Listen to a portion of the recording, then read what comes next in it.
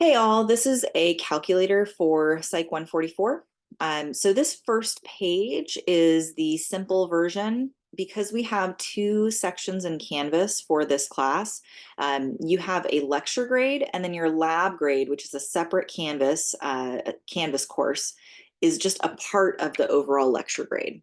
So here you can see lecture grade is 72.5%, lab grade is 27.5. So together that makes up your entire grade. If you want to know at any time what your combined grade is, you can just go here and put your information.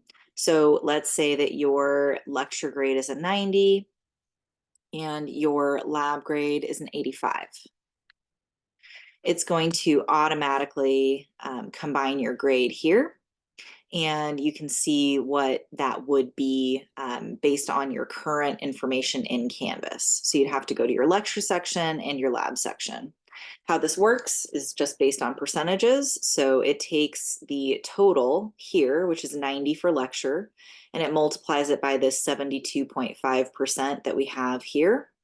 And then it adds together the 27.5% that comes from lecture or from lab here. Now, if you want a more complicated version of this, if you want to be able to estimate what you might get on final exam, things like that, you can go to this second tab, calculator. And you can see here that this has the entire class breakdown. So there's lecture participation, which is 5%. You have your homework assignments, your lab grade, the final research project, which the paper is 20%, and then your presentation and group grade are 5%. You have 3 exams, and then that total there.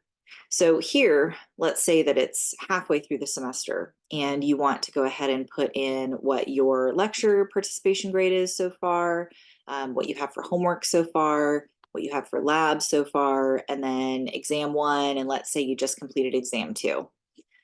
If you want to estimate what your final grade could look like if you were to get an A, 100% on your final exam, and then a 100% on your final paper, and a 100% on your final presentation and group grade.